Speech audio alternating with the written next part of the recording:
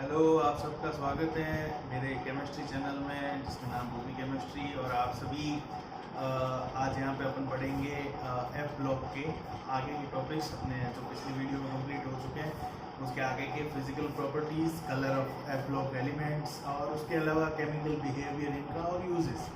ठीक है, तो लेंथेनॉइड का अपन पोर्शन आज ख़त्म कर देंगे। उसके बाद नेक्स्ट वीडियो से एक्टिनॉइड्स के पोर्शन पे अपन कैरी ऑन करेंगे। तो अपन स्टार्ट करते हैं फिजिकल प्रॉपर्टीज से।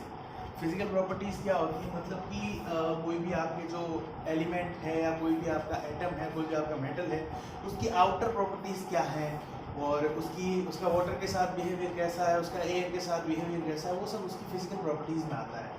तो फर्स्टली फिजिकल प्रॉपर्टीज में अपन बात करेंगे कि इनका कलर मोस्टली अपने को इनका अपीयरेंस सिल्वरी वाइट होता है, मतलब चांदी के समान सफ़ेद दिखते हैं अपने को ये। बट जैसे ही आप इसको एयर में रख दोगे तो एयर में ये कलर हो जाएंगे टर्निश का मतलब हो जाता है कि इनका कलर खराब हो जाएगा, या कहते हैं बदरंग हो जाना, मतलब कलर खराब हो जाना, फेड हो जाना, उस तरीके से टर्निश हो जाते हैं।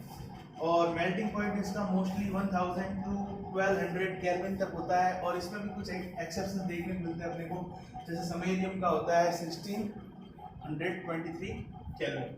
उसके बाद होता है इनकी स्ट्रक्चर मेटेलिक होती है, मोस्टली मेटेलिक इन नेचर होता है। तो मेटेलिक स्ट्रक्चर होने के कारण ये हीट और इलेक्ट्रिसिटी के गुड कंडक्टर होते हैं, तो good conductor of heat and electricity. उसके बाद अपन एक टर्म देखते हैं ionisation enthalpy, IE. Ionisation enthalpy क्या होती है कि भाई कोई भी आपके पास एटम है या कोई भी आप बात कर रहे हो एलिमेंट की, तो एलिमेंट में भी उसके एटॉमिक में भी कौन सा स्टेट की, गैसीय स्टेट की। जब आप गैसीय स्टेट में से एक इलेक्ट्रॉन निकालना चाहते हैं मान लो, तो उस इलेक्ट्रॉन को निकालने के लिए उस एटम को कितनी एनर्जी देनी पड़ रही है, वो उसकी आयोनाइजेशन एंथैल्पी होती है। तो इसमें मोस्टली लेंथेनॉइड में देखा जाता है कि first ionization enthalpy 600 kilo joule पर मोल इनवर्स के करीब होती है, और second ionisation enthalpy 1200 kilo joule mole inverse के करीब आती है। तो फर्स्ट एंड सेकंड तो लगभग दोनों में सभी में सेम ही आती है। बट जब थर्ड आयोनाइजेशन एंथैल्पी की ओर अपन जाते हैं तो थर्ड आयोनाइजेशन एंथैल्पी यहाँ पे वेरी करती है। वेरिएशन इस कारण आते हैं क्योंकि इसमें कुछ कॉन्फ़िगरेशन होते हैं वो स्टेबल इनर्ट गैस कॉन्फ़िगरेशन पा लेते हैं, कुछ होते हैं जो हाफ फिल्ड कॉन्फ़िगरेशन शो करते हैं, कुछ फुल फिल्ड कॉन्फ़िगरेशन शो करते हैं। तो इन्हीं फुल फिल्ड, हाफ फिल्ड और ये इनर्ट कॉन्फ़िगरेशन के कारण क्या होता है कि इनमें थर्ड आयोनाइजेशन एंथैल्पी में लेंथेनॉइड्स में वेरिएशन देखा जाता है। उसके बाद अपन बात करते हैं पहले केमिकल बिहेवियर। केमिकल बिहेवियर में लेंथेनॉइड्स मोस्टली रिएक्टिव होते हैं, जो कि अर्लियर लेंथेनॉइड्स होते हैं, जैसे सीरियम हो गया, सीरियम के आगे वाले कुछ एलिमेंट हो गए, ये अपने को रिएक्टिविटी दिखाते हैं और रिएक्शन दिखाते हैं। बाकी जैसे जैसे एटॉमिक नंबर बढ़ता जाता है वैसे वैसे ये इनर्ट होते जाते हैं, मतलब इनके जो हैवियर एलिमेंट्स हैं वो ज़्यादा रिएक्शन शो नहीं करते हैं। इनकी रिएक्शन भी बड़ी सिंपल है कि मोस्टली Ln3+ आयन है। Ln3+ आयन क्या करता है, 3 इलेक्ट्रॉन जो होता है वो एक्सेप्ट कर लेगा और यहाँ पे इसका रिडक्शन हो जाएगा जो Ln सॉलिड स्टेट में। तो इसी में अभी ये रिएक्शन जैसे लेंथेनॉइड जो है, लेंथेनॉइड के अपन बहुत सारी रिएक्शन शो कर सकते हैं। जैसे अगर ये हेलोजन के साथ रिएक्शन करता है तो हैलाइड्स बनते हैं, कार्बन के साथ रिएक्ट करता है कार्बाइड्स बन गए, वाटर के साथ रिएक्ट करता है तो आपको हाइड्रोक्साइड मिल जाएंगे। अगर इसकी रिएक्शन एसिड्स के साथ होती है तो अपने को H2 गैस मिलती है। ठीक है, तो इस तरीके से इसकी रिएक्शन देखने को मिलती है। जैसे सल्फर के साथ होती है तो अपने को मिलता है Ln2S3, है ना। तो इस तरीके से ये हो जाती है रिएक्शंस इनकी, और रिएक्शन अपने को बहुत ही नॉर्मल वे में देखने को मिलती है और बहुत ही आसानी से रिएक्शन शो करते हैं। उसके बाद इसकी मेन एक प्रॉपर्टी होती है, वो होती है कलर शो करने की प्रॉपर्टी या कलर दिखाने की प्रॉपर्टी। तो ये कलर प्रॉपर्टीज क्या होती है इसके बारे में अपन पढ़ेंगे। तो एक लेंथेनाइड जो होता है वो Ln3+ होता है। तो Ln3+ में सबसे बड़ी बात लेंथेनाइड की होती है वो होती है अनपेयर्ड इलेक्ट्रॉन की प्रेजेंस होना। अनपेयर्ड इलेक्ट्रॉन प्रेजेंट होने के कारण ये कलर शो करते हैं। तो मेन जो थिंग है कलर शो करने के लिए वो है अनपेयर्ड इलेक्ट्रॉन। अब अपन देखेंगे कि अनपेयर्ड इलेक्ट्रॉन का होना जरूरी क्यों है, या अनपेयर्ड इलेक्ट्रॉन यहाँ पे किस तरीके से अपना रोल दिखाते हैं। तो एक जब आप बात करते हैं एफ ऑर्बिटल्स की, तो अब आप अपन एक हिसाब से देख सकते हैं कि एक 4f हो गया, एक 5f हो गया।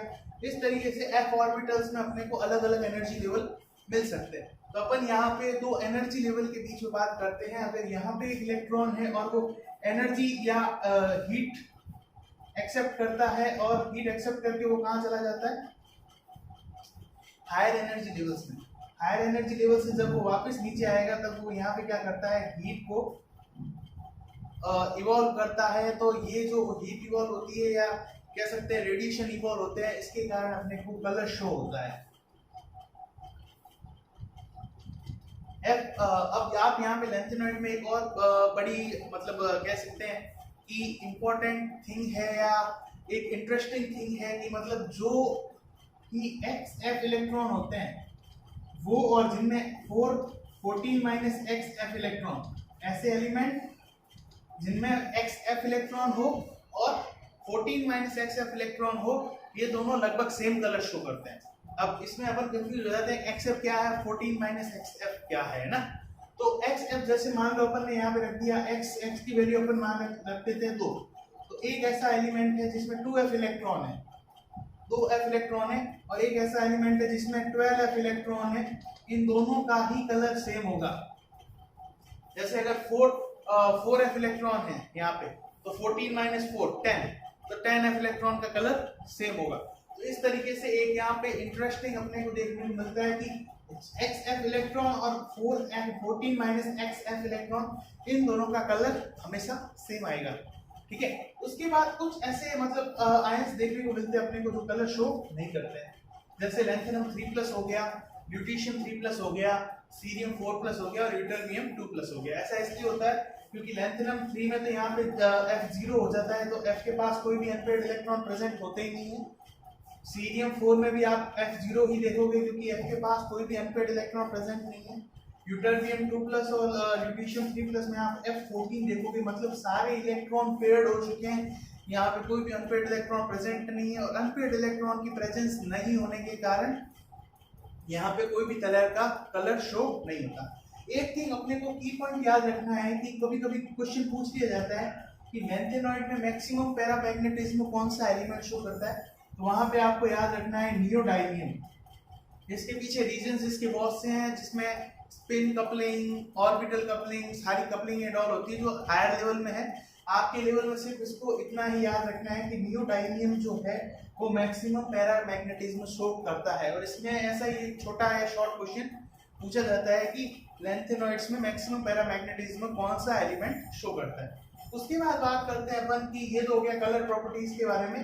जब इसका लास्ट पोर्शन है वो होता है यूजेस ऑफ लैंथेनॉइड्स। लैंथेनॉइड्स के यूजेस कहाँ कहाँ होते हैं, तो उसमें सबसे एक इम्पोर्टेंट जो थिंग आती है और जिसपे क्वेश्चन भी बनते हैं वो होती है मिश मेटल। मिश मेटल क्या होते हैं और इनका कहाँ कहाँ यूज होता है वो अपन पढ़ेंगे।